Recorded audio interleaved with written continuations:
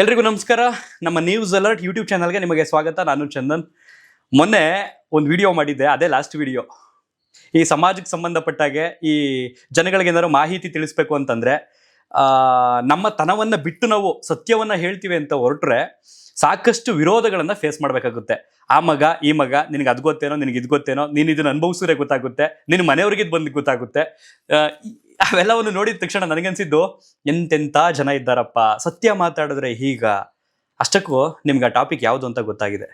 ದಕ್ಷಿಣ ಕನ್ನಡ ಜಿಲ್ಲೆಯ ಮಾಲಾಡಿ ಅನ್ನುವಂಥ ಒಂದು ಗ್ರಾಮ, ಅಂದರೆ ಬೆಳ್ತಂಗಡಿ ತಾಲೂಕಿನ ಒಂದು ಗ್ರಾಮದಲ್ಲಿ ಅಗೋಚರ ಒಂದು ಫೋಟೋ, ಒಂದು ವಿಚಿತ್ರ ಒಂದು ಫೋಟೋ ವೈರಲ್ ಆಗುತ್ತೆ, ಮಾಧ್ಯಮಗಳಲ್ಲಿ ಪ್ರಸಾರ ಆಗುತ್ತೆ. ಒಂದಷ್ಟು ಮಾಧ್ಯಮ ಮಿತ್ರರು ಅಲ್ಲಿ ಹೋಗ್ತಾರೆ, ವರದಿಯನ್ನು ಮಾಡ್ತಾರೆ. ಅದಾದ ಬಳಿಕ ಸಾಮಾಜಿಕ ಜಾಲತಾಣಗಳಲ್ಲಿ ಅದು ವೈರಲ್ ಆಗುತ್ತೆ. ಅದಕ್ಕೆ ಸಂಬಂಧಪಟ್ಟಾಗೆ ನಾನು ಒಂದಷ್ಟು ಕಡೆ ಮಾಹಿತಿಯನ್ನು ಹುಡುಕಿ ಮಾತಾಡ್ತೀನಿ. ಪವಾಡ ಸಂಶೋಧನೆ ಸಂಬಂಧಪಟ್ಟ ಹುಲಿಕಲ್ ನಟರಾಜ್ ಅವ್ರನ್ನ ಕಾಂಟ್ಯಾಕ್ಟ್ ಮಾಡ್ತೀನಿ. ಅವರು ಅದಕ್ಕೆ ಸಂಬಂಧಪಟ್ಟಾಗೆ ಒಂದಷ್ಟು ಮಾಹಿತಿಯನ್ನು ಹೇಳ್ತಾರೆ. ಅದೆಲ್ಲವನ್ನು ಕೂಡ ಜನಗಳಿಗೆ ಆತ್ಮಸ್ಥೈರ್ಯ ತುಂಬುವ ಕೆಲಸದಿಂದ, ಉದ್ದೇಶದಿಂದ ಆ ವಿಡಿಯೋವನ್ನು ನಮ್ಮ ಯೂಟ್ಯೂಬ್ ಚಾನಲ್ನಲ್ಲಿ ಪ್ರಸಾರ ಮಾಡ್ತೀನಿ. ಆರಂಭದಲ್ಲಿ ನಾನು ಒಂದು ಸಣ್ಣ ಕುಹುಕ ನಗು ಅಂತ ಹೇಳ್ತಾರಲ್ಲ, ಆ ರೀತಿ ನಕ್ಕಿರ್ತೀನಿ. ಕಾರಣ ಏನು ಅಂತಂದ್ರೆ, ಮನುಷ್ಯನಾದವನು ದೆವ್ವದ ಫೋಟೋವನ್ನ ಸೆರೆ ಹಿಡಿಯಬಹುದಾ ಅನ್ನುವಂಥ ಉದ್ದೇಶದಲ್ಲಿ ನಾನು ನಕ್ಕಿರ್ತೀನಿ. ಕೆಲವರು ಅದಕ್ಕೆ ನಮ್ಮ ಭಾಗದ ದಕ್ಷಿಣ ಕನ್ನಡದ ಭಾಗದ, ಕರಾವಳಿ ಭಾಗದ ದೈವವನ್ನು ನೀವು ಅಪಹಾಸ್ಯ ಮಾಡಿ ನಗ್ತಿದ್ದೀರಿ ಅಂತ ಪಟ್ಟ ಕಟ್ಟಿದ್ರಿ. ದೈವಕ್ಕೂ ದೆವ್ವಕ್ಕೂ ವ್ಯತ್ಯಾಸ ಇಲ್ವಾ? ವ್ಯತ್ಯಾಸ ಇದೆ. ಬಟ್ ನನಗೆ ಎಲ್ಲೋ ಒಂದು ಕಡೆ ಬೇಜಾರಾಗಿದ್ದು, ಒಂದಷ್ಟು ಜನ ನನ್ನನ್ನು ಈ ರೀತಿ ತುಚ್ಛವಾಗಿ ಕಮೆಂಟ್ಸ್ಗಳಲ್ಲಿ ನಿಂದಿಸಿದ್ರಲ್ಲ, ನನಗೆ ನಿಮ್ಮನ್ನು ನೆನೆಸ್ಕೊಂಡಾಗ ಅನಿಸಿದ್ದು, ಸಾಕ್ಷರತೆಯಲ್ಲಿ ಮುಂದೆ ಇರತಕ್ಕಂಥ ಜಿಲ್ಲೆ, ಬುದ್ಧಿವಂತರ ಜಿಲ್ಲೆ, ಆ ಜಿಲ್ಲೆಯಲ್ಲಿ ಇಷ್ಟೊಂದು ಅವಿದ್ಯಾವಂತರ, ಇಷ್ಟೊಂದು ಮೂಢರ, ಇಷ್ಟೊಂದು ನೀಚರ, ಇಷ್ಟೊಂದು ಕೆಟ್ಟ ಪರಮ ಪಾಪಿಗಳಿದ್ದಾರ ಅಂತ ಅನಿಸ್ತು ಅಂಥವ್ರನ್ನ ನೆನೆಸ್ಕೊಂಡಾಗ. ಪಾಪ ಎಲ್ಲರೂ ಅಲ್ಲ, ತುಂಬಾ ಜನ ಅದನ್ನ ಇಲ್ಲ, ಈ ರೀತಿ ಇದ್ರ ಬಗ್ಗೆ ಮಾತಾಡಬೇಕು, ಧ್ವನಿ ಎತ್ತಬೇಕು, ಜನ ಎಲ್ಲ ಎದುರ್ಕೊಂಡ್ಬಿಡ್ತಾರೆ, ಈ ರೀತಿ ಆದ್ರೆ ತುಂಬಾ ಕಷ್ಟ ಅಂತ ನಮಗೆ ಬೆಂಬಲವಾಗಿ ನಿಂತ್ರಿ. ಅದಾದ ನಂತರ ಹುಲಿಕಲ್ ನಟರಾಜ್ ಅವರು ಶನಿವಾರ ನಾನು ಹೋಗಲ್ಲಿ ಭೇಟಿ ಮಾಡ್ತೀನಿ, ಆ ಫ್ಯಾಮಿಲಿಯಲ್ಲಿ ಇರ್ತಕ್ಕಂಥ ಸಮಸ್ಯೆ ಏನಿದೆ ಅದನ್ನ ನಾನು ಬಯಲಿಗೆ ಎಳಿತೀನಿ ಅಂತಂದ್ರು. ಅದಾದ ನಂತರ ನಾನು ಹೇಳಿದೆ ನಿಮಗೆ, ಅವ್ರು ಹೋಗಿ ಬಂದ ಮೇಲೆ ನಾನು ಮಾತಾಡ್ತೀನಿ ಅಂತ. ಸದ್ಯ ಈಗ ಅವರು ಹೋಗಿದ್ದಾರಾ, ಹೋಗ್ಲಿಲ್ವಾ, ಏನಾಯ್ತು ಹಾಗಾದ್ರೆ, ಅದೆಲ್ಲವನ್ನು ಕೂಡ ನೀಟಾಗಿ ಅವ್ರ ಹತ್ರನೇ ಈ ಒಂದು ಕಾರ್ಯಕ್ರಮಕ್ಕೆ ಅವ್ರನ್ನ ವೆಲ್ಕಮ್ ಮಾಡಿಕೊಂಡು ಚರ್ಚೆ ಮಾಡ್ತೀನಿ.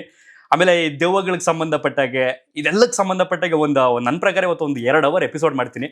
ಬಟ್ ಮಾಲಾಡಿಗೆ ಸಂಬಂಧಪಟ್ಟ ಎಪಿಸೋಡ್ ಈಗ ಫಸ್ಟ್ ಚರ್ಚೆ ಮಾಡ್ತೀನಿ, ಅದನ್ನ ಬೇಗ ಪ್ರಸಾರ ಮಾಡ್ತೀನಿ. ಅದಾದ ನಂತರ ಇವರ ಜೀವನದ ಈ ಪ್ರಯಾಣದಲ್ಲಿ ಏನೇನೆಲ್ಲ ಫೇಸ್ ಮಾಡಿದ್ದಾರೆ ಅದೆಲ್ಲವನ್ನು ಕೂಡ ನಿರಂತರವಾಗಿ ಹಂಗೆ ಒಂದೊಂದಾಗಿ ನಿಮಗೆ ತಿಳಿಸ್ತಾ ಹೋಗ್ತೀನಿ. ಮೊದಲಿಗೆ ಕಾರ್ಯಕ್ರಮಕ್ಕೆ ನಿಮ್ಗೆಲ್ಲರಿಗೂ ಕೂಡ ಆತ್ಮೀಯವಾದಂಥ ಸ್ವಾಗತ. ಸರ್, ನಿಮಗೂ ಕೂಡ ಕಾರ್ಯಕ್ರಮಕ್ಕೆ ಹಾರ್ಟ್ಲಿ ವೆಲ್ಕಮ್. ನಮಸ್ಕಾರ. ಹೇಗಿದ್ದೀರಿ ನೀವು? ಫೈನ್. ನನ್ನೊಟ್ಟಿಗೆ ಪಾಪ ನಿಮ್ಮನ್ನು ಬಯಸ್ದಾಗಾಯ್ತು. ನಿಂದಕರಿರಬೇಕಯ್ಯ ಅಂತ ಹಂದಿಗಳಾಗೆ ಇಲ್ಲ, ನಾನು ಇಲ್ಲ, ಕೆಲವರು ಹೇಳ್ತಿದ್ರು, ನಾನು ಕಮೆಂಟ್ಸ್ ಗಳಲ್ಲಿ ಗಮನಿಸ್ತಿದ್ದೆ, ಆ ರೀತಿ ಅವ್ರು ಇರ್ಬೇಕಂತೆ. ಸಮಾಜ ಕ್ಲೀನ್ ಆಗ್ಬೇಕು ಅಂತಂದ್ರೆ, ಈಗ ನಾವು ಹಂದಿಯನ್ನ ಪಾಪ ಅದು ಅದರದೇ ಆದಂತ ಒಂದು ಜೀವ, ಅದಕ್ಕೆ ಸೃಷ್ಟಿಯಲ್ಲಿ ಅದೇ ಒಂದು ಜೀವವನ್ನ ತಾಳಿರುವಂತದ್ದು, ಅದನ್ನ ನಾವು ನಿಂದಿಸಬಾರ್ದು. ಬಟ್ ಹಂದಿ ಏನ್ ಮಾಡುತ್ತೆ? ಸಮಾಜವನ್ನ ಕ್ಲೀನ್ ಮಾಡುತ್ತೆ. ಏನನ್ನ ತಿಂದು? ಬೇಡವಾದದನ್ನ ತಿಂದು ಸಮಾಜವನ್ನ ಕ್ಲೀನ್ ಮಾಡುತ್ತೆ. ತುಂಬಾ ಚೆನ್ನಾಗಿ ಕಮೆಂಟ್ ಹಾಕಿದ್ರು, ನಾನು ಗಮನಿಸ್ತಾ ಇದ್ದೆ ಜನಗಳ ಅನಿಸಿಕೆಗಳನ್ನ. ಏನ್ ಹೇಳ್ತೀರಿ? ಇದೆಲ್ಲವನ್ನು ಫೇಸ್ ಮಾಡೋದಲ್ಲ ನಾವು, ನೀವು ಪಾಪ ನನ್ನ ಜೊತೆಗೆ ನಿಮ್ಮನ್ನು ಹೇಳ್ಕೊಂಬಂದೆ, ಒಂದು ಕಾಲ್ ರೆಕಾರ್ಡ್ ಮಾಡ್ಕೊಂಡು ಪ್ಲೇ ಮಾಡಿದೆ, ನೀವೇ ಹೇಳಿದ್ರಿ ಇನ್ನು 150 ವರ್ಷಕ್ಕೆ ಅದೆಷ್ಟೋ ವರ್ಷಕ್ಕೆ ಸಾವೇ ಇರೋದಿಲ್ಲ ಅಂತಂದ್ರಿ. ರಿಯಲಿ ನನಗೆ ನಿಂದಕರಿರಬೇಕಯ್ಯ ಅಂತ. ಎಂತ ನಿಂದಕರಿರ್ಬೇಕು? ಪ್ರಜ್ಞಾವಂತ ನಿಂದಕರಿರ್ಬೇಕು. ಸಮಾಜವನ್ನ ತೀಡುವ ಅವರು ಕೂಡ ನಿಂದಕರಿರ್ಬೇಕು. ಮಾತಾಡ್ತೀನಿ, ಕಾಮೆಂಟ್ ಹಾಕ್ತೀನಿ ಅಂತ ಅನ್ನೋ ನಿಂದಕರು ಇರಬಾರ್ದು. ಅವ್ರಿಲ್ಲ ಅಂದ್ರೆ ನಾವು ಬದಲಾವಣೆ ಆಗಕ್ಕಾಗಲ್ಲ. ನೋಡಿ, ನೀವು 99 ಜನ ನಿಮ್ಮನ್ನ ಹೊಗಳ್ಳಿ, ನೀವು ಅದ್ರ ಕಡೆ ಗಮನ ಕೊಡಲ್ಲ. ಒಬ್ಬ ನಿಮ್ಮನ್ನ ತೆಗಳ್ಳಿ, 24 ಗಂಟೆ ಒಂದೇ ನಿಮ್ಮ ಮೈಂಡ್ಗೆ ರಿಪಿಟೇಷನ್ ಆಗ್ತಾ ಇರತ್ತೆ. ಯಾವ್ದೋ ಒಂದು ಕಾರ್ಯಕ್ರಮಕ್ಕೆ ನೀವು 100 ಜನ ಕರೆದಿರ್ತೀರಿ, 99 ಜನ ಬಂದು ಶುಭಾರೈಸ್ತಾರೆ.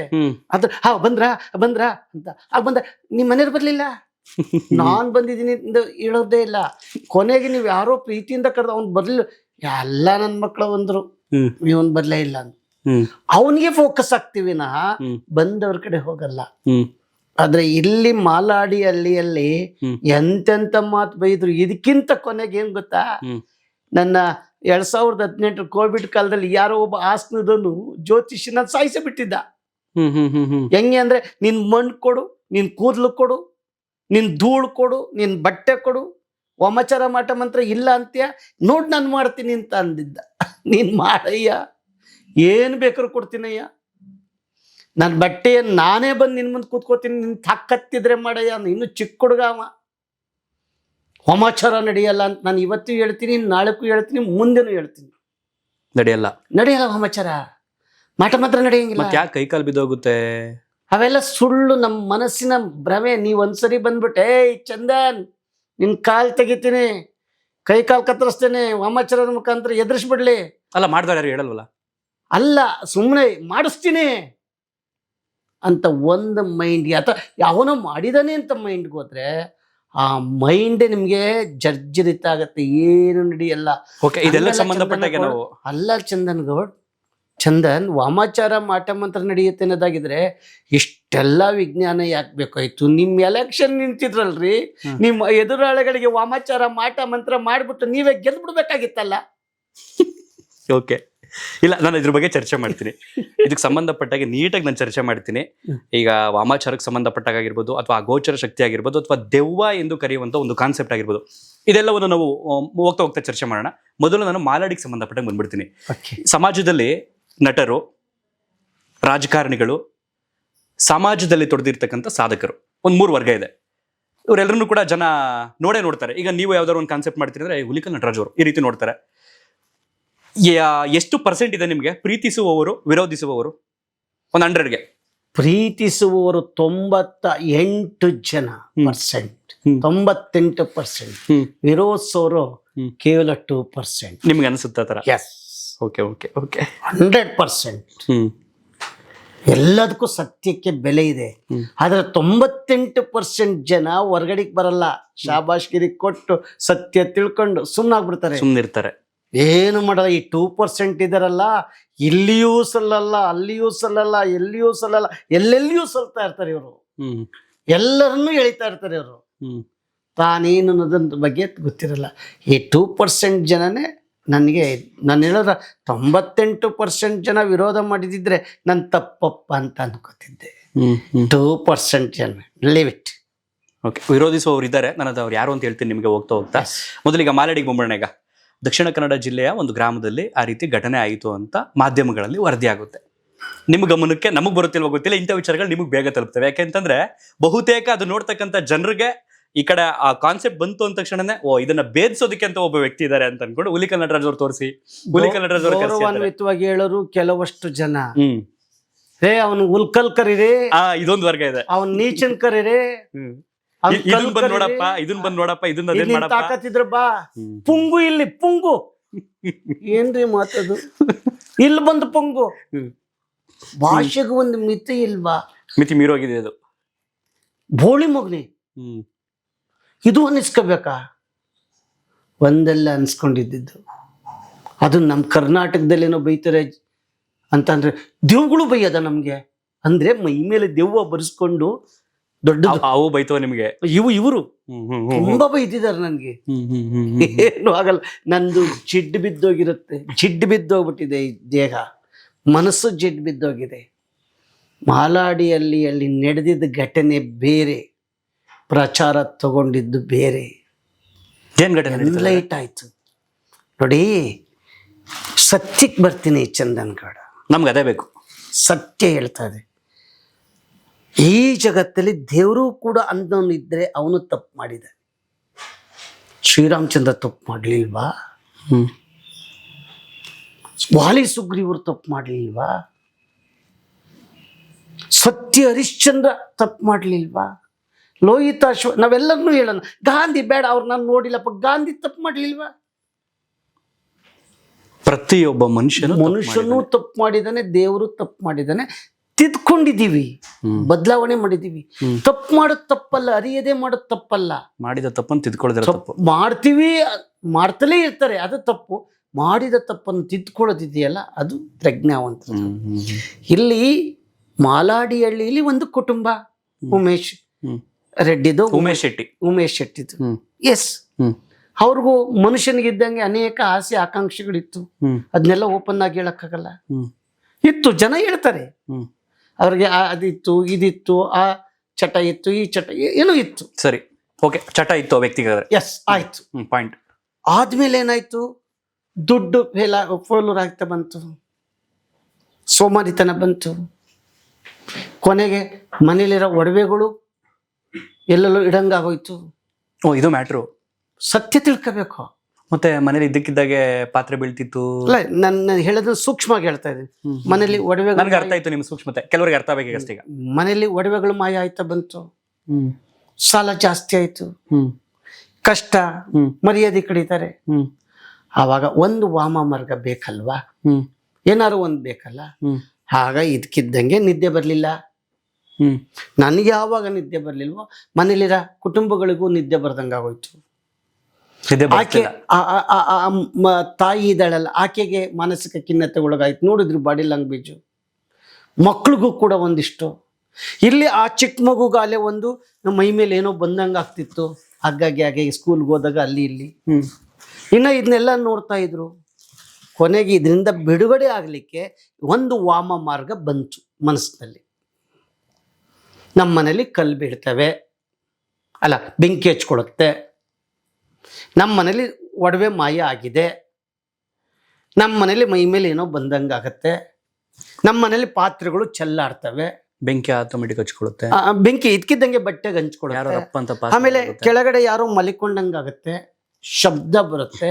ಆಮೇಲೆ ರಾತ್ರಿ ಹೊತ್ನಾಗ ದೆವ್ವ, ತಿರುಗಾಡಿದ ದೆವ್ವ ಕಾಣಿಸುತ್ತೆ. ಇಷ್ಟೇ ಅಲ್ವಾ ಅಲ್ಲಿ ಬಂದಿದ್ದು. ಅದು ಅಗೋಚರವಾದ ಶಕ್ತಿ. ಅದು ಎಲ್ಲದಕ್ಕಿಂತ ಹೈಲೈಟ್ ಆಗಿದ್ದ ಫೋಟೋ ಅಗೋಚರವಾದ ಶಕ್ತಿ ಅಂತ ಹೇಳಿ ಅವರೇ ಮಾಡ್ಕೊಂಬಿಟ್ಟಿದ್ದು ಉಮೇಶ್.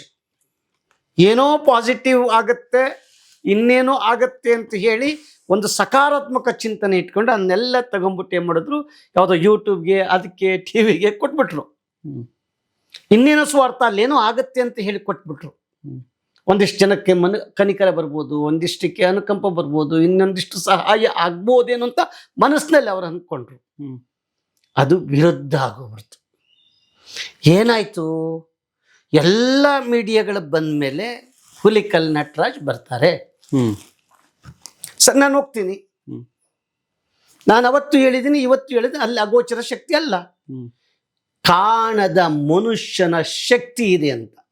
ಹೆಂಗ್ ಹೇಳ್ತೀರ ಸರ್ ನೀವು? ಬಟ್ಟೆ ಹಚ್ಕೊಂಡಿದೆ, ಬೆಂಕಿ ಪಟ್ಟಣ ಇಲ್ಲೇ ಇದೆ, ಬೆಂಕಿ ಕಡ್ಡಿ ಬಟ್ಟೆ ಪಕ್ಕ ಇದೆ. ಯಾಕೆ ಬೆಂಕಿ ಕಡ್ಡಿ ಬಂತು? ಹಾಗಾದ್ರೆ ಬೆಂಕಿ ಹೊತ್ಕೊಳ್ಳೋದು ಹೇಗೆ? ಎರಡು ವಸ್ತುಗಳ ಘರ್ಷಣೆ ಇಲ್ಲದೆ. ಇಷ್ಟು ಹಚ್ಕೊಂಡಿರೋ ಕಡ್ಡಿ ಇಲ್ಲಿ ಬಿದ್ದಿತ್ತು. ಯಾಕೆ ಬಿದ್ದಿತ್ತು?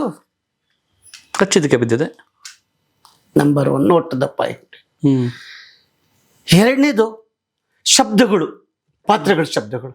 ಪ್ರತಿ ಮನೆಯಲ್ಲೂ ಪ್ರಾಣಿಗಳು, ಇಲಿಗಳು, ಬೆಕ್ಕುಗಳು ಇದ್ರೆ ಶಬ್ದ ಬತ್ತಲೇ ಇರುತ್ತೆ. ನಾವು ಸಾಕಷ್ಟು ಸಖತ್ತಾಗಿ ನಿದ್ದೆ ಮಾಡ್ತಾ ಇರ್ತೀವಿ, ಗೊತ್ತಾಗಲ್ಲ. ಆಗ ಯೋಚನೆಗಳು ಜಾಸ್ತಿ ಆಯ್ತಲ್ಲ, ಪಾತ್ರೆಗಳು ಬೀಳ್ತವೆ. ಸರಿ. ಆಮೇಲೆ ಆ ರಾತ್ರಿ ಹೊತ್ನಾಗ ದೆವ್ವ ಬರುತ್ತೆ, ತಿರುಗಾಡುತ್ತೆ ಅಂದ್ರೆ ಮೊಬೈಲ್ ಯಾಕೆ ಆ ರಾತ್ರಿ ಹೊತ್ನಾಗ ಓಪನ್ ಆಗಿತ್ತು? ನಿದ್ದೆ ಬಂದಿಲ್ಲ. ಮೊಬೈಲ್ ಹಿಂಗೆ ಹಿಡ್ಕೊಂಡಾಗ್ತಾನೆ ಗೊತ್ತಾಗೋದು. ಕತ್ಲಲ್ಲಿ 0 ಡಿಗ್ರಿ ಲೆವೆಲಲ್ಲಿ ಇದ್ದಾಗ ಕ್ಯಾಮ್ರಾ ಲೆನ್ಸ್ 4K ಇದ್ಮೇಲೆ ಕ್ಯಾಪ್ಚರ್ ಮಾಡ್ಕೊಳತ್ತೆ. ಇದು ಕಡಿಮೆ ಮೊಬೈಲ್ ಅವ್ರ ಹತ್ರ ಇರೋದು, ಅದೇಂಗೆ ಕ್ಯಾಪ್ಚರ್ ಆಯಿತು?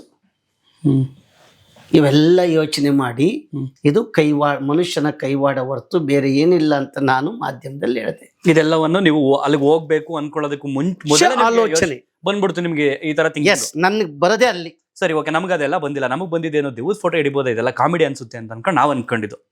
ಇಲ್ಲಿಗೆ ಟಾಪಿಕ್ ಪಕ್ಕಕ್ಕೆ ಇಡೋಣ ಈಗ. ಅದಾದ್ಮೇಲೆ ಏನಾಯ್ತು? ನಾನೇನ್ ಮಾಡಿದೆ, ಒಂದು ಟಿವಿಯಲ್ಲಿ ಕುಡ್ಲ ಅಂತ ಮಂಗಳೂರು ಟಿವಿಯಲ್ಲಿ ನಾನು ಶನಿವಾರ ಅಲ್ಲಿಗೆ ಬರ್ತೀನಿ. ಒಂದು ಲೈವ್ ಮಾಡ್ತಿದ್ರು, ಒಂದು 3-4 ಜನ ಕೂರಿಸ್ಕೊಂಡು ಬಂದು ಅವರು ಬರ್ತೀನಿ. ಅದಕ್ಕಿಂತ ಮುಂಚೆ ಆ ಮನೆಯಲ್ಲಿ ಊರಲ್ಲಿ ಒಬ್ಬ ಪಂಚಾಯತಿಯವರು, ಸರ್ ಒಂದು 3 ತಿಂಗಳಿಂದ 3 ತಿಂಗಳು ಜಾಸ್ತಿ, 1 ವಾರದಿಂದ ನಡೀತಾ ಇದೆ, ಬನ್ನಿ ಸರ್ ಅಂತ ನನಗೆ ಫೋನ್ ಮಾಡಿದ್ರು. ನನಗೆ ಹಳ್ಳಹಳ್ಳಿನಲ್ಲಿ ನನ್ನ ಅಭಿಮಾನಿಗಳಿದ್ದಾರೆ 98% ಅಲ್ಲಿ, ಕುತೂಹಲ ತಿಳ್ಕೊಳ್ಳೋರು ಇದ್ದಾರೆ. ಅವ ಹುಡುಗ ರಾಜು ಅಂತಕ್ಕಂಥವನು, ಸರ್ ಈ ಸತ್ಯಾಸತ್ಯ ತಿಳ್ಕೊಬೇಕು ಅಂದ್ರೆ ಪಾಯಿಂಟ್ ಟು ಪಾಯಿಂಟ್ ಆತ ಅಲ್ಲಿ ಹೋಗ್ತಿದ್ದ, ನನ್ನ ದೂತ ಅಲ್ಲಿದ್ದ. ತಿಳ್ಕೊಂಡಾದ್ಮೇಲೆ ಅವನು ಹೇಳಿದೆ, ಸರ್ ಬರ್ಲಿಕ್ಕೆ ಸಾಧ್ಯ ಆಗತ್ತೆ, ಖಂಡಿತ ಬರ್ತೀನಿ, ಏನೇನಾಗತ್ತೆ ಎಲ್ಲ ಅಬ್ಸರ್ವ್ ಮಾಡ್ತಾರೆ, ಯಾರೇನು ಮಾತಾಡ್ತಾರೆ ಮತ್ತೇನು ಅಂತ. ಅವನ್ನ 3 ದಿವಸ ಮುಂಚೆ ರಾತ್ರಿ 12 ಗಂಟೆ ತನಕ ಕೂತಿದ್ದಾನೆ, ನೈಟೆಲ್ಲ ಕೂತಿದ್ದಾನೆ. ಅವ್ರ ಮನೆ ಖಾಲಿ ಮಾಡ್ತೀನಿ ಅಂತ ಕೂತವನೆ, ಹಿಂದ್ಗಡೆ ಹೋಗಿ ಕೂತಿದ್ದಾನೆ. ಅವನಿಗೆಲ್ಲ ಸಂದರ್ಶನ ಕೊಡ್ತೀನಿ ನಿಮಗೆ, ಅದೆಲ್ಲ ರೆಕಾರ್ಡ್ ಅವ್ರ ಕಡೆನೇ ಇದ್ದು ತಗೊಂಡಿದ್ದಾನೆ. ನಂದು ಹಂಗೆ, ನಾನು ಒಬ್ಬನೇ ಏಕ್ದಮ್ ನುಗ್ಗಲ್ಲ, ಎಲ್ಲ ಆ್ಯಂಗಲ್ಗಳ ಕೆಲಸವನ್ನು ಮಾಡಿದ್ದಾದ್ಮೇಲೆ ಶನಿವಾರ ಬರ್ತೀನಿ ಅಂತ ಹೇಳಿದೆ. ಶನಿವಾರ ಬರ್ತೀನಿ ಅಂತ ಹೇಳಿದ ಪಾಯಿಂಟ್ ಇಡೀ ಮಾಧ್ಯಮದಲ್ಲಿ, ಟಿ ವಿಯಲ್ಲಿ, ಪತ್ರಿಕಾ ಮಿತ್ರರಿಗೆ, ಹುಲಿಕಲ್ ನಟರಾಜ್ ಅಲ್ಲಿ ಹೋಗ್ತಾರೆ, ಸಮಸ್ಯೆ ಬಗೆಹರಿತೆ. ಅದು ಎಲ್ಲ ಟಿ ವಿಯಲ್ಲಿ ಬಂತು. ನೀನು ತಾಕತ್ತಿದ್ರು ಹೋಗಯ್ಯ, ಹಾಗೆ ಕಣಯ್ಯ, ಏನು ಸಿಕ್ಕಾಬಟ್ಟೆ ಬೈದ್ರು, ವೈರಲ್ ಆಯಿತು. ಶನಿವಾರ 3:55 ಬೆಂಗಳೂರಿಗೆ ಬಂದೆ. ಆದರೆ ನಾನು ಕಾನೂನಾತ್ಮಕವಾಗಿ ಮಾತಾಡೋದು, ಕಾನೂನು ಬಿಟ್ಟಾಗಲ್ಲ. ನಮ್ಮ ರಾಜುಗೆ ಹೇಳಿದೆ, ನೋಡಪ್ಪ ನೀನು ಅಲ್ಲೊಂದು ಹೋಗಿ ಲೆಟ್ರ್ ಕೊಡು ಪೊಲೀಸ್ನವ್ರಿಗೆ, ಬರ್ತಾರೆ ಹುಲಿಕಲ್ ಸರ್ ಬರ್ತಾರೆ. ಸರಿ, ಅವನು ಬರಲಿ ಅಂದರು. ಆ ಮನೆಯವರಿಗೆ ಅನುಮತಿ ಕೇಳು ಅಂತಿದ್ದಂಗೆ ಉಮೇಶ್ ಶೆಟ್ಟಿ ಅವರು, ಹುಲಿಕಲ್ ಸರ್ ಬರೋದು ಬೇಡ, ನಮ್ಮ ಸಮಸ್ಯೆ ಬಗೆಹರಿತಿದೆ ಹೇಳ್ಬಿಟ್ರು. ರೆಕಾರ್ಡ್. ಆ ತಾಯಿ ಕೇಳಿದೆ, ಯಾಕಮ್ಮ ನಾನು ಸಾಂತ್ವನ ಹೇಳಕ್ ಬರ್ತಾ ಇದ್ದೀನಿ, ನಿಮಗೆ ನೆಮ್ಮದಿ ಕೊಡಕ್ ಬರ್ತಾ ಇದ್ದೀನಿ, ಏನಾರ ಆಗಿರ್ಲಿ ಪಾಯಿಂಟ್ ಬೇಡ, ಅಗೋಚರ ಶಕ್ತಿ ಇಲ್ದಂಗೆ ಅಲ್ಲೇನೂ ಆಗ್ದಂಗೆ ಮಾಡಕ್ಕೆ ಬರ್ತಾ ಇದ್ದೀನಲ್ಲಮ್ಮ, ಬರಬೇಡಿ ಅಣ್ಣ, ನಮ್ದೆಲ್ಲ ಸಮಸ್ಯೆ ಬಗೆಹರಿದಿದೆ. ಈಗಾಗಲೇ ಆ ಅಮ್ಮ ನಮ್ಮ ಇದೆಲ್ಲ ಹೊರಟೋಗ್ಬಿಟ್ಟಿದೆ ಅಂತ. ಆ ಮಗಳು ಮಾತಾಡಿದ್ಲು, ಸರ್ ನಿಮ್ ಕೈ ಮುಗಿತೀವಿ, ಬರಬೇಡಿ, ನಾವು ಸ್ಕೂಲ್ಗೆ ಹೋಗಿದ್ರೆ ಎಲ್ಲರೂ ಅವಮಾನ ಮಾಡ್ತಾ ಇದ್ದಾರೆ, ಸುತ್ತಮುತ್ತ ಇರೋರೆಲ್ಲ ಅವಮಾನ ಮಾಡ್ತಾ ಇದ್ದಾರೆ, ನೀವು ಬಂದ್ರೆ ಎಲ್ಲ ಮಾಧ್ಯಮ ಅವರು ಇವರು ಪೊಲೀಸ್ ಎಲ್ಲರೂ ಬಂದ್ಬಿಡ್ತಾರೆ, ದಯವಿಟ್ಟು ನಮ್ಮೆಲ್ಲ ಸಮಸ್ಯೆ ಬಗೆಹರಿದಿದೆ, ನಾವೀಗ 5 ಗಂಟೆಗೆ ಮನೆ ಬಿಡ್ತಾ ಇದೀವಿ, ನೀವು 8 ದಿವಸ ಮದುವೆ ಇದೆ, ಬರಲ್ಲ ನಂಗೆ ನಗು ಬರ್ತಿದೆ ಅಷ್ಟೇ, ಏನೇನಿಲ್ಲ. ನಕ್ರೆ ಇನ್ನೊಂದೇನು ಬರುತ್ತೆ ಅನ್ಲಿ, ನನ್ನ ಅಪಹಾಸ್ಯ ಮಾಡ್ತಾನೆ ಅಂತ ಅನ್ಕೊಳ್ಳಿ. ನನಗೆ ಒಂದು ನಂಬಿಕೆ ಏನಂತಂದ್ರೆ, ಸತ್ಯವನ್ನ ಮಾತನಾಡುವವನು ಅವನಿಗೊಂದು ಕ್ಯಾಪ್ಷನ್, ಅದು ಸೂಚನೆ, ಎಲ್ಲವನ್ನು ಫೇಸ್ ಮಾಡಂಗಿದ್ರೆ ಮಾತ್ರ ಸತ್ಯ ಮಾತಾಡು. ನಾವು ಸತ್ಯ ಮಾತಾಡ್ತೀವಿ, ನಾನು ಫೇಸ್ ಮಾಡ್ತೀನಿ, ಆಡ್ಕೊಳ್ಳಿ. ಆ ಮಗು ಕೈಲಿ ಮಾತಾಡಿದೆ, ಆ ಮನೆಯವ್ರ ಕೈಲಿ ಮಾತಾಡಿದೆ, ಸುತ್ತಮುತ್ತ ಇರೋರು ಒಂದು 5 ನೋಡಪ್ಪ. ಆಗ ನನಗೆ ಡೌಟ್ ಬಂದಿದ್ದು, ಹುಲಿಕಲ್ ನಟರಾಜ್ ರೀಲ್ ಬಿಡ್ತಾನೆ, ಪುಂಗ್ಲಿಲ್ಲ, ಎದುರಿಕೊಂಡ, ಪುಂಗಕ್ಕಾಗ್ಲಿಲ್ಲ, ಇವಂದಿಷ್ಟೇ ಬಂಡವಾಳ, ನೀನ್ ತಾಕತ್ತಿದ್ರೆ ನೋಡು, ನಾನು ದಕ್ಷಿಣ ಕನ್ನಡ ಜಿಲ್ಲೆಗೆ ಬಂದು ನೋಡು ಅಂತ ಏನೆಲ್ಲ ಬಂದಿದ್ವಲ್ಲ. ನಾನು ಹೊರಟಾಗ ಅಲ್ಲಿರೋರಿಗೆಲ್ಲ ತಿಳ್ಕೊಂಡೆ, ಸದಸ್ಯರಿಂದ ಹಿಡಿದು ಸರ್ ಎಲ್ಲ ಸಮಸ್ಯೆ ಬಗೆಹರಿದಿದೆ. ಆಮೇಲೆ ಉಮೇಶ್ ರೆಡ್ಡಿ ಆ ಅಮ್ಮನ ಕೇಳಿದೆ, ಆಗ ಬಿಟ್ಬಿಟ್ಟೆ ನಾನು. 3 ಗಂಟೆ ಕ್ಯಾನ್ಸಲ್ ಮಾಡಿದೆ.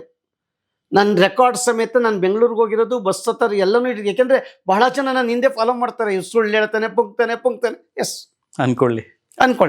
ಸಂಜೆ 6 ಗಂಟೆಗೆ ರಾಜು ಇವತ್ತೋಗಿ ಮತ್ತೆ ಮನೆಗೆ, ಬೇಡ ನೀವು ಬರಬೇಡಿ ಅಂತ ಅಂದ ಮೇಲೂ ಸರಿ, ರಾತ್ರಿ ರಾಜು ಮನೆಗೆ ಹೋಗು, ಓಕೆ, ಒಬ್ಬೊಬ್ಬರನ್ನು ಇಂಟರ್ ಮಾಡೋ, ಬಿಡಬೇಡ. ಆ ಕುಟುಂಬಕ್ಕೆ ಅವಮಾನ ಆಗಿದೆಯೋ ಏನೋ ಬೇಕಿಲ್ಲ, ಯಾರು ಮೂಲ ಪುರುಷ ಅದು ಬೇಕಿಲ್ಲ, ತಪ್ಪು ಯಾರ್ದು ನಮಗೆ ಬೇಕಿಲ್ಲ. ಇವತ್ತು ಆ ಮಕ್ಕಳಿಗೆ ಸಾಂತ್ವನ ಹೇಳ್ಬೇಕಾಗಿದೆ. ಆದ್ರೆ ಅಲ್ಲಿನ ಶಕ್ತಿ ಮೂಲ ಸತ್ಯ ಏನಂತ ಗೊತ್ತಿಲ್ಲ. ಮಾಧ್ಯಮದವರಿಗೆ, ಸಾಮಾಜಿಕ ಜಾಲತಾಣಗಳಿಗೆ ಎಲ್ಲ ಪ್ರಚಾರ ತಗೊಂಡವ್ರೆ, ಸತ್ಯಾಸತ್ಯತೆ ಗೊತ್ತಾಗ್ಬೇಕು. ಹೋಗು ಅಂತ ಹೇಳಿ ಪ್ರತಿಯೊಬ್ಬರನ್ನು ಇಂಟರ್ವ್ಯೂ ಮಾಡಿದ್ವಿ, ನೇರವಾಗಿ ಲೈವ್ ಅಂಡ್ ಲೈವ್. ಅವರೆಲ್ಲ ಹೇಳಿದ್ದು, ಸರ್ ಬರಬೇಡಿ ಎಲ್ಲ. ಹಾಗಾದ್ರೆ ಬೆಂಕಿ ಹಚ್ಕೊಂಡಿದ್ದಮ್ಮ, ಇಲ್ಲ ನಿಂತೋಯ್ತು ಸರ್, ಬೆಂಕಿ ಹತ್ಕೊಳ್ಳಲ್ಲ. ಈವನ್ ರೆಕಾರ್ಡ್ ಕೊಡ್ತೀನಿ. ಉಮೇಶ್ ಶೆಟ್ಟಿಗೆ ಉಮೇಶ್ ಶೆಟ್ಟಿಗೆ ಅಣ್ಣ ನಿಮ್ಮ ಮನೇಲಿ ಏನು ನಡೆಯಲ್ಲ, ಇನ್ನು ನಡೆಯಲ್ಲ ಸರ್, ಸಮಸ್ಯೆ ಬಗೆಹರಿದಿದ್ಯಾ? ನಾನೇ ಕೇಳಿದ್ದೀನಿ, ಬಗೆಹರಿದಿದೆ ಸರ್.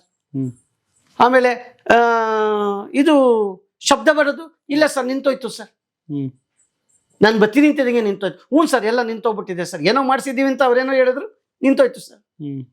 ನನಗೆ ಇವ್ರ ಮೇಲೆ ಅನುಮಾನ ಬರಲಿಲ್ಲ. ಆ ಹೆಣ್ಣು ತಾಯಿ ಕೇಳಿದೆ, ಅಮ್ಮ ಒಡವೆ ಹೋಗಿತ್ತಲ್ಲಮ್ಮ, ಬಂತೇನಮ್ಮ?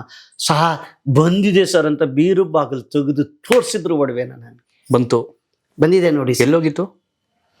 ಅದು ಬೇಡ, ಬಂತು ಸರ್. ಎಲ್ಲಿತ್ತು? ಒಳಗಡೆ. ನನಗೆ ಬೇಡ, ಜನಕ್ಕೆ ಒಳಗಡೆನೆ ಇತ್ತು. ಇಲ್ಲ, ಕೆಲವು ವಿಷಯಗಳು ಕುಟುಂಬಕ್ಕೂ ತೊಂದರೆ ಆಗತ್ತೆ. ಆ ರೀತಿ ಆದ್ರೆ ಓಕೆ, ಅರ್ಥ ಮಾಡ್ಕೊಳ್ರಪ್ಪ. ಆಮೇಲೆ ಇದು ಪುಂಗ್ತವ್ರೆ, ಏನು ಪುಂಗಕ್ಕಾಯ್ತಿಲ್ಲ, ಫ್ಯಾಮಿಲಿ ಸತ್ಯ ಹೇಳ್ತೀನಿ, ಫ್ಯಾಮಿಲಿಗೋಸ್ಕರ. ಎಸ್, ಒಡವೆ ಬಂದಿದ್ದು ತೋರಿಸಿದ್ರು, ರೆಕಾರ್ಡ್ ಕೊಡ್ತೀನಿ, ನೀವು ಹಾಕಿ ಅದನ್ನು. ಓಕೆ, ತೋರಿಸಿದ್ರು. ಕೊನೆಗೊಂದು ಹೆಣ್ಣು ಮಗು ಹೇಳ್ತು, ಸರ್ ನಮ್ಮನ್ನು ಮೀಡಿಯಾದಲ್ಲಿ ತೋರಿಸ್ಬೇಡಿ, ನೀವು ಹುಲಿಕಲ್ ಸರ್ ನಮ್ಮ ತಂದೆ ಅಂತ ಹೇಳ್ತೀನಿ, ನಿಮ್ಮನ್ನು ನಾವೇ ಕರಿತೀವಿ, ಯಾವ ಮೀಡಿಯಾದು ಬರೋದು ಬೇಡ, ಈಗ ಸಮಸ್ಯೆ ಬಗೆಹರಿದಿದೆ, ನಮ್ಮಲ್ಲಿ ಇನ್ನೇನೂ ಇಲ್ಲ ಅಂತ ಆ ಮಗು ಹೇಳ್ತು, ಹಿರಿ ಮಗು. ಮೀಡಿಯಾದವರು ಅಲ್ಲಿಗೆ ಹೋಗೋದಿಕ್ಕೆ ಅಡಿಪಾಯ ಹಾಕಿದ್ಯಾರು?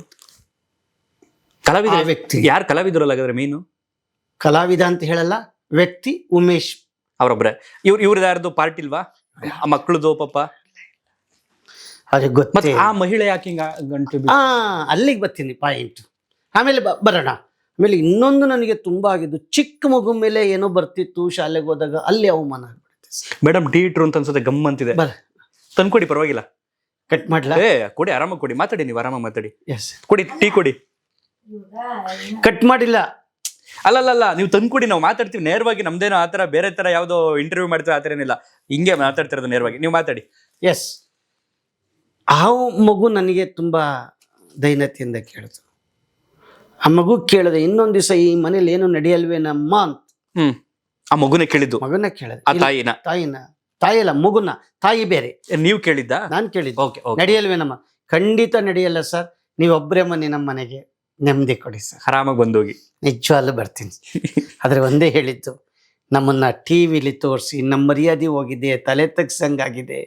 ಯಾರು ಅದಾಗಿದೆ ಇದಾಗಿದೆ ಅಂತ ಹೇಳ್ಬಿಟ್ಟು ಸರ್ ಕಣ್ಣಲ್ಲಿ ನೀರು ಹಾಕಿ ಮಗು ಹೇಳ್ತಲ್ಲ, ಆ ಮಗುಗೆ ಅಷ್ಟು ಮರ್ಯಾದೆ ಹೋಗಿದೆಯಲ್ಲ, ಯಾರು ಕೊಡ್ತಾರೆ? ತಪ್ಪು ಯಾರು ಮಾಡಿದ್ದಾರೆ ಅಂತ ಬೇಡ. ಒಟ್ಟಲ್ಲಿ ನಮಗೀಗ ಪಾಯಿಂಟ್ ಬೇಕಾಗಿದ್ದು ಅಲ್ಲಿ ಅಗೋಚರ ಶಕ್ತಿ, ದೆವ್ವ, ಅಗೋಚರ ಶಕ್ತಿ. ಸತ್ಯ ಹೇಳ್ತೀನಿ, ಅಲ್ಲಿ ಅಗೋಚರವಾದ ಶಕ್ತಿಯ ಕೈವಾಡ ಇಲ್ಲ, ಪ್ರೇತಾತ್ಮದ ಕೈವಾಡ ಇಲ್ಲ, ಪಿಶಾಚಿಯ ಕೈವಾಡ ಇಲ್ಲ, ದೈವಾಂಶದೂ ಕೂಡ ಕೈವಾಡ ಇಲ್ಲ, ದೇವರದು ಕೈವಾಡ ಇಲ್ಲ. ಸೊ ಅಪ್ಪಿ ತಪ್ಪಿ ಆ ಥರ ಏನಾದ್ರು ಇದ್ದಿದ್ರೆ ಅವ್ರಿಗೆ ಬೇಕಾಗಿದ್ದು ಪ್ರೆಸೆಂಟ್ ಈಗ ಅಲ್ಲಿ ಕ್ಲಿಯರ್ ಆಗ್ಬೇಕಿತ್ತು. ಸೊ ಅದೇ ಫ್ಯಾಮಿಲಿಯವ್ರೀಗ ಬರಬೇಡಿ, ನಾವೇ ಸರಿ ಮಾಡ್ಕೊಳ್ತೀವಿ ಅಂತಿದ್ದಾರೆ ಅಂತಂದ್ರೆ, ಕೆಲವರು ಮುಟ್ಟಾಡ್ರು ನನಗೆ ಬೈದ್ರಲ್ಲ, ಇವ್ರಿಗೆ ಬೈದ್ರಲ್ಲ, ಅವ್ರಿಗೆ ಇದಕ್ಕೆ ಕ್ಲಾರಿಟಿ ಕೊಡ್ಬೇಕಷ್ಟೆ. ಎಸ್, ಅವ್ರು ಕ್ಲಾರಿಟಿ ಕೊಡ್ಬೇಕೀಗ. ಅಲ್ಲ, ಅಷ್ಟು ಅವಮಾನ ಮಾಡಿದ್ರಲ್ಲ, 690 ಜನ ನನ್ ಬೈದ್ರಲ್ಲ, ನಮ್ಮನ್ನ ಲೆಕ್ಕ ಹಾಕೊಂಡಿದ್ದೀರಿ? ಪ್ರತಿಯೊಂದು ಇಟ್ಟಿದ್ದೀನಿ. ಓಕೆ. ಎಂಥ ನೀನು ಅದ್ರಲ್ಲೇ ಸಾಹಿತ್ಯ ನೀನು ಅಂತ ಅನ್ನಲ್ಲ ಅವನು. ನೋಡಿ ಅಲ್ಲಿ ಹೌದು, ಸಾಹಿತ್ಯ. ನೋಡಿದೆ. ಈಗ ಏನ್ ಹೇಳ್ತಾನವ? ಬರಲ್ಲ ಈಗ ಅವರು. ಅವ್ನು ಮಾತಾಡ್ತಾನ? ಈಗ ನೋಡಿ ಬುದ್ಧಿವಂತರ ತರ ಸೈಲೆಂಟ್ ಆಗಿ ಇದ್ಬಿಡ್ತಾರೆ ಈಗ. ಹಂಗಲ್ರಿ, ಸಾಮಾಜಿಕ ಜಾಲತಾಣದಲ್ಲಿ ಒಬ್ಬ ದೊಡ್ಡ ಕಲಾವಿದಂಗೆ ಏನೋ ಆಗೋಯ್ತು ಅಂತ ಹೇಳಿ ಆ ಕಲಾವಿದ ಒಂದಿಷ್ಟು ಕೈಗೆತ್ಕೊಂಡು ಆಗ್ಬಾರ್ದಾಯ್ತಲ್ಲ. ಜಗತ್ತನ್ನು ಗೆಲ್ಬೋದು, ಈ ಕಲಾವಿದರಲ್ಲಿ ಇಡೀ ಯುವ ಮನಸ್ಸುಗಳನ್ನ ಗೆಲ್ಬೋದು. ತನ್ನ ಮನಸ್ಸನ್ನ ಕಂಟ್ರೋಲ್ ಮಾಡ್ಕೊಳ್ಳೋಕೆ ಆಗ್ದಲೇ ಇದ್ದಾಗ ಜೀವನ ಏನಾಗುತ್ತೆ ಅನ್ನೋದನ್ನ ಈಗಾಗಲೇ ನಿದರ್ಶನ ನೋಡ್ಬಿಟ್ಟಿದ್ದೀವಿ. ಹಂಗೇನಾರು ಇವರೆಲ್ಲ ನೀವೆಲ್ಲ ಅಂತ ಹೇಳಲ್ಲ, ಅವರೆಲ್ಲ ಬೈದ್ರಲ್ಲ, ಅಷ್ಟು ಅವಮಾನ ಮಾಡಿದ್ರಲ್ಲ, ದೇಶ ವಿದೇಶಗಳಲ್ಲಿ ನಮ್ಮನ್ನ ಬೋಳಿ ಮಗ ಅಂತ ಅವಮಾನ ಮಾಡಿದ್ರಲ್ಲ, ನಾನು ಏನಾರ ಕೈಗೆತ್ಕೊಂಡಿದ್ರೆ ಅಥವಾ ನನ್ನ ಕುಟುಂಬ ಹ್ಯಾಂಗ್ ಮಾಡ್ಕೊಂಡಿದ್ರೆ ಯಾರಿಗೆ ಬರ್ತಿದ್ರಿ ನೀವು? ಮಾನಸಿಕ ಖಿನ್ನತೆಗೊಳಗಾದ್ರೆ ಯಾರಿಗೆ ಬರ್ತಿದ್ರಿ ನೀವು? ಇಷ್ಟೆಲ್ಲ ಅಂದ್ಬಿಟ್ರಲ್ಲ. ಸತ್ಯ ಗೊತ್ತಾಯ್ತು ಅಂದ್ರಿ, ಫಸ್ಟ್ ಸತ್ಯ ತಿಳ್ಕೊಳ್ಳಿ. ಇದಿಲ್ಲ ಅವ್ರಿಗೆ, ತಾಳ್ಮೆ ಇಲ್ಲ. ಸತ್ಯ ತಿಳ್ಕೊಳ್ಳಿ. ನಾನು ಧರ್ಮದ ವಿರೋಧಿ ಅಲ್ಲ. ಮಂಗಳೂರಿನ ದಕ್ಷಿಣ ಕನ್ನಡ ಜಿಲ್ಲೆಯ, ತುಳುನಾಡಿನ ಜಿಲ್ಲೆಯ ಜನ ಇದಾರಲ್ಲ, ನಂಬಿಕೆಯ ತಳಹದಿಯ ಮೇಲೆ ಬದುಕನ್ನು ಕಟ್ಕೊಂಡಿರೋ ಜನ. ದೇವರ ನಾಡು ಅಂತ ಹೇಳಿ ಕರಿತೀವಿ. ಹೌದು. ಪ್ರಜ್ಞಾವಂತರ ನಾಡು ಅಂತ ಕರಿತೀವಿ, ಸಾಕ್ಷರ ನಾಡು ಅಂತ ಕರಿತೀವಿ. 99% ಅಂತ ಜನ ಇದ್ದಾರೆ. ಯಾರೋ 1% ತಮ್ಮ ಸ್ವಾರ್ಥಕ್ಕಾಗಿ ಹಿಂದೆ ಮುಂದೆ ತಿಳಿದಲೆ ನಾಲ್ಗೆ ಇದೆ ಅಂತ ಹೇಳಿ ಮಾತಾಡ್ತಿರಲ್ಲ. ತಪ್ಪಿ 1% ಜನ ಜನ್ಮ ತಾಳ್ಬಿಟ್ರದಲ್ಲಿ ಮಾತಾಡ್ತಿರಲ್ಲ. ಇದು ಸರಿನಾ? ಅಕಸ್ಮಾತ್ ಆ ಕಲಾವಿದ ತಗೊಂಡಂಗೆ ಏನಾರ ನಾನು ಹಂಗೇನಾರ ಪ್ರೇರಣೆ ಆದ್ರೆ, ಯಾರು ಸರ್ ಕಲಾವಿದ? ಮೂಲ ಹುಡಿಕೊಂಡು ಹೋದ್ರೆ, ನೀವು ಹಂಗಂದ್ರಲ್ಲ, ನಿಮ್ಮ ಹತ್ರಕ್ಕೆ ಬಂದ್ರೆ ಎಂತ ಎವಿಡೆನ್ಸ್ ಆರು ಸಿಗುತ್ತೆ ನನಗೆ ಗೊತ್ತಿಲ್ಲ. ನಾನು ಯೂಟ್ಯೂಬಲ್ಲಿ ಹಾಕ್ತೀನಿ, ನನ್ನ ಕಂಡುಹಿಡಿಯೋಕ್ಕಾಗಲ್ಲ. ಬೋಗಸ್ ಮಾಡ್ಕೊಂಡಿರ್ತೀನಿ, ಬೋಗಸ್ ಇಮೇಲ್ ಹಾಕ್ತೀನಿ, ಬೋಗಸ್ ನಂಬರ್ ಹಾಕ್ತೀನಿ. ಟೆಕ್ನಾಲಜಿ ಇದೆಯಲ್ಲ, ಒಂದಲ್ಲ ಒಂದು ಸೆಕೆಂಡ್ ಟೆಕ್ನಾಲಜಿಲಿ ಖಂಡಿತ ಸಿಗುತ್ತೆ. ನಿಮ್ಮನ್ನು ಎಲ್ಲಿ ಬೇಕಾದ್ರೂ ಹಿಡಿಬೋದು ನಾವು ಮಾಡಕ್ಕೆ ಹೊರಟ್ರೆ. ನಿಮ್ಮ ಸ್ವಾರ್ಥ ಬೆಳೆಸ್ಕೊಳ್ಳೋಕ್ಕೆ ಆ ಕುಟುಂಬನ ಬೀದಿಗೆ ತಂದು ಅಗೋಚರವಾದ ಶಕ್ತಿ ಇದೆ ಅಂತ ಇನ್ನೂ ಆ ಕುಟುಂಬ ನಲಿಯಂಗೆ ಮಾಡ್ಬಿಟ್ರಲ್ಲ. ಈಗ ಯಾರು ಕೊಡ್ತಾರೆ ಆ ಕುಟುಂಬಕ್ಕೆ ನಮ್ಮ ನೋವನ್ನ? ಈಗೇನು ನನ್ನ ಅಭಿನಂದಿಸ್ತೀರಾ? ಇನ್ನೂ ಅವಮಾನಿಸ್ತೀರಾ? ಯೋಚನೆ ಮಾಡಿ.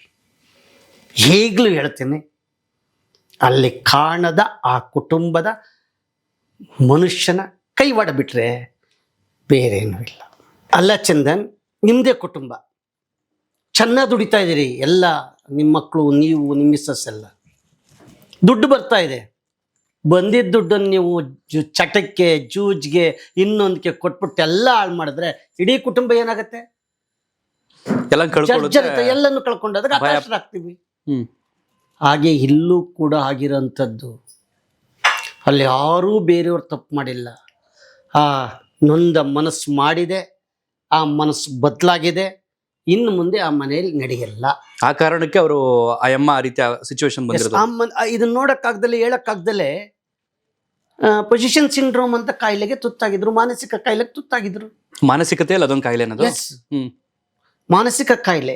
ಇನ್ನು ಮಕ್ಕಳದು ಅಲ್ಲಿ ಏನಾಗೈತೆ, ಇವತ್ತು ಆಂಡ್ರಾಯ್ಡ್ ಟಿವಿ ಇದೆ, ಮೊಬೈಲ್ ಇದೆ, ಇಮೇಜ್ ನೋಡಿ ಅಲ್ಲೇ ಸಿಗಾಕೊಳ್ಳೋದು. ಇಮೇಜ್ ಕತ್ಲಲ್ಲಿ ಹಿಂಗ್ ಹೋಗ್ತಾ ಇದ್ದಾಗ ಎಷ್ಟು ಲೆನ್ಸ್ ಒಳಗಡೆ ಇರುತ್ತೆ, ಬೆಳಕು ಹೆಂಗ್ ಬರುತ್ತೆ, ಅಷ್ಟ್ರೊಳಗಡೆನೆ ಹೆಂಗ್ ಬೆಳಕಾಗತ್ತೆ. ನಾವು ಫೋಕಸ್ ಕೊಡ್ಬೇಕಲ್ವ ಲೈಟ್ಗೆ, ಅಲ್ಲಿಂದ ಎದುರುಗಡೆ ಲೈಟ್ ಬರ್ಬೇಕಲ್ಲ. ಅದು ಎಂತ ಒಬ್ಬ ಕನಿಷ್ಠ ವಿದ್ಯಾವಂತನಿಗೂ ಅದು ಇಮೇಜ್, ಅದು ವಾಟ್ಸಪ್ ಇಂದ ಬಂದಿರೋದು, ಲೈವ್ ಇಂದ ಬಂದಿರೋದಲ್ಲ ಅಂತ ಎಂತರಿಗೂ ಗೊತ್ತಾಗತ್ತೆ. ಅದರಿಂದ ಇದು ಕಾಣದ ದೆವ್ವಗಳದು ಅಲ್ಲ, ಪಾತ್ರೆಗಳು ಬೀಳ್ತಿರ್ಲಿಲ್ಲ, ಏನಿಲ್ಲ. ಅಲ್ಲಿಂದ ಒಂದು ಮಾಡಬಾರದು ಮಾಡಿದ್ರೆ ಆಗಬಾರದ್ದಾಗತ್ತೆ ನನಗೆ ಅಲ್ಲಿ ಘಟನೆ ನಡೆದಿದೆ. ಆ ಘಟನೆಗೆ ಎಲ್ಲರೂ ಸಹಾಯ ಮಾಡಿದ್ದಾರೆ, ಇಡೀ ಗ್ರಾಮ ಪಂಚಾಯತಿ ಸದಸ್ಯರು ಸಹಾಯ ಮಾಡಿದ್ದಾರೆ. ಈ ಮನೆ ಈಗ ನೆಮ್ಮದಿಯಾಗಿದೆ, ಆ ಮಕ್ಕಳು ಖುಷಿಯಾಗಿದ್ದಾರೆ. ನನಗೆ ಪರ್ಸನಲ್ ನಂಬರ್ ತಗೊಂಡಿದ್ದಾರೆ ಮಕ್ಕಳು. ನಾನು ಪರ್ಸನಲ್ ಹೋಗೋ ಮನೆಗೆ ಸಾಂತ್ವನ ಕೊಡ್ತೀನಿ, ನೆಮ್ಮದಿ ಕೊಡ್ತೀನಿ. ನಾನು ಯಾವಾಗ ಹೋಗ್ತೀನಿ ಅಂತ ಯಾರಿಗೂ ಹೇಳಲ್ಲ. ಆ ಮನೆಯ ಒಬ್ಬ ಸದಸ್ಯನಾಗಿ ಹೋಗಿ ನೆಮ್ಮದಿಯಿಂದ ಜೀವನ ಮಾಡಾಗೆ ಮಾಡಿಕೊಡೋ ಜವಾಬ್ದಾರಿ ನಂದು. ಇಲ್ಲಿಗೆ ಮುಗಿತಾ ಟಾಪಿಕ್. ಅಗೋಚರ ಶಕ್ತಿದಲ್ಲ ಅದು. ಓಕೆ, ಈಗ ರಿಪೀಟ್ ಕ್ವೆಶ್ಚನ್, ಆ ಫೋಟೋ ಎಲ್ಲಿಂದ ಬಂತು ಅಂತ ಹೇಳಿದ್ರಿ? ವಾಟ್ಸಪ್ ಇಂದ? ಎಸ್, 100%. ಕೆಲವರು ಮೂರ್ಖರಿಗೆ ಹೇಳ್ತಿರೋದು ಯಾಕೆ ನಾನು ನಕ್ಕಿದ್ದೆ ಅಂತಂದ್ರೆ, ಈಗ ದೆವ್ವ ಆಯ್ತು ಕಾನ್ಸೆಪ್ಟ್, ನಾನೀಗ ದೆವ್ವ ಇದೆ ಅಂತ ನಾನು ನಂಬ್ತೀನಿ. ಓಕೆ, ಎಷ್ಟೋ ಜನ ನಂಬೋದು, ಇಲ್ಲಿರೋರು ನಂಬೋದು, ನಂಬ್ಕೊಳ್ಳೋಣ. ಓಕೆ, ಇದುವರೆಗೂ ದೆವ್ವವನ್ನ ಯಾರಾದ್ರೂ ಲೈವ್ ಅಲ್ಲಿ ನೋಡಿ ದೆವ್ವದ ಆಕಾರ ಈ ರೀತಿ ಇದೆ, ಮುಖದ ಚಹರೆ ಈ ರೀತಿ ಇದೆ, ಕಣ್ಣು ಬಾಯಿ ಈ ರೀತಿ ಇದೆ, ಯಾರಾದ್ರೂ ನಾವು ಎಕ್ಸ್ಪೆಕ್ಟ್ ಮಾಡಿದೀವ, ನೋಡಿದೀವ? ಖಂಡಿತ ಸಾಧ್ಯ ಇಲ್ಲ ಅಲ್ವಾ? ನಾನು ಯಾಕೆ ನಕ್ಕದು ಅಂತಂದ್ರೆ, ಒಬ್ಬ ಮನುಷ್ಯ, ಅದರಲ್ಲೂ ಹೆಣ್ಮಗು ಒಂದು ದೆವ್ವದ ಫೋಟೋವನ್ನ ಸೆರೆ ಹಿಡಿಯುತ್ತೆ, ದೆವ್ವ ಕುತ್ಕೊಂಡು ಹಿಂಗೆ ಫೋರ್ಸ್ ಕೊಡುತ್ತೆ ಅಂತಂದ್ರೆ ಎಲ್ಲಿದ್ದೀವಿ ನಾವು ಅಂತ ಒಂದೇ ಒಂದು ಕಾರಣಕ್ಕೆ ನಕ್ಕದೆ ನಾನು. ಅವತ್ತು ಏನ್ ತಪ್ಪಿದೆ ನಕ್ಕಿದ್ರಲ್ಲಿ? ಇಲ್ಲಿ ಸೂಕ್ಷ್ಮತೆ ಅನ್ನಕೋಬೇಕು. ಮೊದ್ಲು ಬಂತಲ್ಲ ಒಂದ್ ದೆವ್ವದ ಫೋಟೋ ಇಮೇಜ್, ಅದ್ರಲ್ಲಿ ಇದ್ದಿದ್ದು ಹಿಂದ್ಗಡೆ ಇದ್ದಿದ್ದು ವ್ಯತ್ಯಾಸ ಬೇರೆ ಇತ್ತು. ಇನ್ನೊಂದ್ಸರಿ ನಾವು ಸೂಕ್ಷ್ಮ ಮತಿಗಳಿಂದ ಇನ್ನೊಂದ್ಸರಿ ಇಮೇಜ್ ಬಂದ್ಬಿಡ್ತವೆ ಇನ್ನೊಂದು ಟಿವಿಲಿ, ಅದೇ ಬೇರೆ ಇತ್ತು. ಈಗ ನಮ್ಮೂರಲ್ಲೆಲ್ಲ ಈಗ ಮೈ ಮೇಲೆ ದೆವ್ವ ಬಂದಂಗೆಲ್ಲ ಕುಣಿತಾರೆ. ಓಕೆ, ಅದನ್ನ ದೆವ್ವ ಅಂತಾನೆ ಗ್ರಹಿಸೋಣ ನಾವು. ನನ್ನ ಥಿಂಕಿಂಗ್ ಅಲ್ಲಿ ಫಾರ್ ದಿ ಫಸ್ಟ್ ಟೈಮ್ ಅದು ದೆವ್ವದ ಇಮೇಜ್ ಆಗಿದ್ರೆ ನಾನು ಫಸ್ಟ್ ಟೈಮ್ ದೆವ್ವವನ್ನ ನೋಡಿದ್ದೇನೆ ಅಂತ ಭಾವಿಸ್ತೀನಿ. ಇದೊಂದೇ ಒಂದು ಕಾರಣಕ್ಕೆ ನಕ್ಕಿದ್ ಹೊರ್ತು, ಕೆಲವರು ಅಯೋಗ್ಯರಿಗೆ ಹೇಳೋದೇನು ಅಂತಂದ್ರೆ, ದಕ್ಷಿಣ ಕನ್ನಡ ಭಾಗದಲ್ಲಿ, ಅದರಲ್ಲೂ ತುಳುನಾಡಿನ ಭಾಗದಲ್ಲಿ ಪೊಳಲಿ ರಾಜರಾಜೇಶ್ವರಿ ದೇವಿಯನ್ನ ತುಂಬಾ ನಂಬಿದ್ದೀನಿ. ಕಟೀಲ್ ದುರ್ಗಾ ಪರಮೇಶ್ವರಿ ದೇವಿಯನ್ನ ತುಂಬಾ ಆರಾಧಿಸ್ತೀನಿ ನಾನು. ಬೆಳಗ್ಗೆ ಎದ್ದ ತಕ್ಷಣ ಅಮ್ಮ ದುರ್ಗಾ ಪರಮೇಶ್ವರಿ ಅಮ್ಮ ಕಾಪಾಡಮ್ಮ ಅಂತ ಹೇಳ್ತೀನಿ. ನಿಮಗಿಂತ ಹೆಚ್ಚಾಗಿ ಆ ಭಾಗದ ಸಂಸ್ಕೃತಿ, ಆ ಭಾಗದ ಆಚರಣೆಗಳು, ಆ ಭಾಗದ ಪದ್ಧತಿಯನ್ನ ನಾವು ಗೌರವಿಸ್ತೀವಿ. ನಾವು ಈ ಕಡೆ ಭಾಗದವರಾಗಿರ್ಬೋದು, ಬಟ್ ನಾವೆಲ್ಲರೂ ಕೂಡ ಗೌರವಿಸ್ತೀವಿ. ದೆವ್ವಕ್ಕೂ ದೈವಕ್ಕೂ ವ್ಯತ್ಯಾಸ ತಿಳ್ಕೊಂಡು ಮಾತಾಡ್ರಪ್ಪ ಕೆಲವರು. ಯಾರ ಇಬ್ರು ಕುತ್ಕೊಂಡು ನನ್ನ ಬಗ್ಗೆ ವಿಡಿಯೋ ಬೇರೆ ಮಾಡೋದು. ಸತ್ಯ ಹೇಳ, ದಕ್ಷಿಣ ಕನ್ನಡದ ದೇವಸ್ಥಾನಗಳಿಗೆ ಹೆಚ್ಚು ಹೋಗೋರು ನಮ್ಮವರೇ. ಇಡೀ ಕರ್ನಾಟಕ ಜನ ಅಲ್ಲ, ಇಡೀ ದೇಶದ ಜನ. ಹೌದು ಹೌದು, ಭಕ್ತರಿದ್ದಾರೆ, ಅವ್ರಷ್ಟೇ ನೋಡಲ್ಲ, ಇಡೀ ನೋಡಿ ನಾವು ಹೋದಷ್ಟು ಅವರು ಹೋಗ್ತಾರೆ ಏನೋ ಗೊತ್ತಿಲ್ಲ. ಇಲ್ಲ, ಕೆಲವರಿಗೆ ಕಾಂತಾರ ಸಿನಿಮಾ ಬಂದ ಮೇಲೆ ದೈವದ ಬಗ್ಗೆ ಪ್ರೀತಿ ಬಂದಿದೆ. ನಮಗೆ ಕಾಂತಾರ ಸಿನಿಮಾ ಬರೋದಕ್ಕೂ ಮೊದಲೇ ಆ ದೈವಗಳ ಮೇಲೆ, ಆ ದೈವದ ಆಚರಣೆಗಳ ಮೇಲೆ ನಂಬಿಕೆ ಇದೆ. ಅಲ್ಲಿರ್ತಕ್ಕಂಥ ಯಕ್ಷಗಾನ ಆಗಿರ್ಬೋದು, ಅಲ್ಲಿರ್ತಕ್ಕಂಥ ಸಾಂಸ್ಕೃತಿಕ ಕಲೆ ಇದೆಯಲ್ಲ, ಅದೆಲ್ಲವನ್ನು ಕೂಡ ನೋಡ್ಕೊಂಡು ಬೆಳೆದಿದ್ವಿ ನಾವು. ದೂರದಲ್ಲಿರ್ಬೋದು, ಸರಿಸುಮಾರು ಒಂದು 200-300 ಕಿಲೋಮೀಟರ್ ದೂರದಲ್ಲಿರ್ಬೋದು, ಬಟ್ ಎಲ್ಲವನ್ನು ಕೂಡ ಗಮನಿಸ್ತಾ ಇರ್ತೀವಿ. ದೆವ್ವಕ್ಕೂ ದೈವಕ್ಕೂ ವ್ಯತ್ಯಾಸ ನಮಗ್ ಗೊತ್ತಿದೆ, ದಯವಿಟ್ಟು ಕೆಲವರು ನೀವು ತಿಳ್ಕೊಳ್ಳಿ. ಇದಿಷ್ಟು ಹೇಳ್ತಾ ಈ ಟಾಪಿಕ್ ಅನ್ನ ಈಗ ಮುಗಿಸ್ತಾ ಇದೀವಿ. ನೆಕ್ಸ್ಟ್ ಬರ್ತೀವಿ ಈಗ ದೆವ್ವಗಳ ಟಾಪಿಕ್ಗೆ. ಇವ್ರ ಜರ್ನಿ, ನಾನು ಖುಷಿಯಾಗಿ ಮಾತಾಡ್ತೀನಪ್ಪ, ನಾನು ದೆವ್ವ ಅಂತ ವಿಚಾರ ಬಂದಾಗ ಏನೋ ಗೊತ್ತಿಲ್ಲ. ಕೆಲವ್ರು ಹೇಳ್ಬೋದು ನಿನಗೆ ಅದು ಬಂದಾಗ ಗೊತ್ತಾಗುತ್ತೆ. ವಿ ವಿಲ್ ಫೇಸ್, ನೋಡಲ್ಲ. ನಮ್ಮ ಮನಸ್ಸು ಎಲ್ಲಿವರೆಗೆ ಸ್ಟ್ರಾಂಗ್ ಆಗಿರುತ್ತೆ ನಾನು ಇನ್ನೂ ಎಕ್ಸ್ಪ್ಲೈನ್ ಮಾಡ್ತೀನಿ. ಒಂದು ಕಂಟೆಂಟ್ ಇದೆ ನಿಮ್ಗೆ ಹೇಳ್ತೀನಿ, ಅದನ್ನ ಮಜಾ ಇದೆ ಅದು. ನೀವು ಕೂಡ ವೆಯ್ಟ್ ಮಾಡಿ ನೋಡಿ. ಇಲ್ಲಿಗೆ ಇದನ್ನ ಎಂಡ್ ಮಾಡ್ತಾ ಇದ್ದೀನಿ. ಧನ್ಯವಾದ. ಮತ್ತೊಂದು ಕಂಟೆಂಟ್ ಸಿಗ್ತೀನಿ. ನಿಮ್ಮ ಅನಿಸಿಕೆ ಅಭಿಪ್ರಾಯಗಳನ್ನ ಮರ್ಯಾದೆ ಕಮೆಂಟ್ ಬಾಕ್ಸ್ ನಲ್ಲಿ ಬರೋದು ತಿಳಿಸಿ. ಬೈತೀರಾ, ಇವಾಗ ಬೋಮಗ ಮಗ ಅಂತೀರಾ, ಹುಚ್ಚ ಅಂತೀರಾ, ಈ ಸತ್ಯ ಗೊತ್ತಾದ್ರೂ ಬೈತೀರಾ, ನೀನ್ ಏನು ಮಾಡಕ್ಕಾಗಲ್ಲ. ದೊಡ್ಡವ್ರ ಒಂದು ಮಾತು ಹೇಳೋರೆ, ನಮ್ಮ ಆಚಾರ ಅಥವಾ ನಮ್ಮ ಸಂಸ್ಕೃತಿಯನ್ನ ನಮ್ಮ ನಾಲಿಗೆ ಹೇಳುತ್ತಂತೆ. ಅಷ್ಟೇ. ನಿಮ್ಮ ನಾಲಿಗೆ ಹೇಳುತ್ತೆ. ದಯವಿಟ್ಟು ಯಾರು ಕೂಡ ಅನ್ಯತಾ ಭಾವಿಸ್ಬೇಡಿ, ಎಲ್ರಿಗೂ ಹೇಳ್ತಿದೀವಿ ಅಂತ. ಕೆಲವರಿಗೆ ಮಾತ್ರ, ಯಾರು ಸತ್ಯವನ್ನ ಸಂದೇಶವನ್ನ ಸಾರೋದಕ್ಕೆ ಹೊರಟಂತ ಸಂದರ್ಭದಲ್ಲಿ ಆ ಹಿಂದಿನ ವಿಡಿಯೋಗಳಲ್ಲಿ ನನಗೆ ಮತ್ತೆ ಸರ್ಗೆ ಸಂಬಂಧಪಟ್ಟಂಗೆ ಒಂದಷ್ಟು ಮಾತುಗಳನ್ನ ಬಳಸಿದ್ರೆ ಅವ್ರಿಗೆ ಮಾತ್ರ ಹೇಳ್ತಿರ್ತಕ್ಕಂಥ ಮಾತುಗಳಿದು. ಧನ್ಯವಾದ. ಮತ್ತೊಂದು ವಿಡಿಯೋದಲ್ಲಿ ಸಿಗ್ತೀವಿ.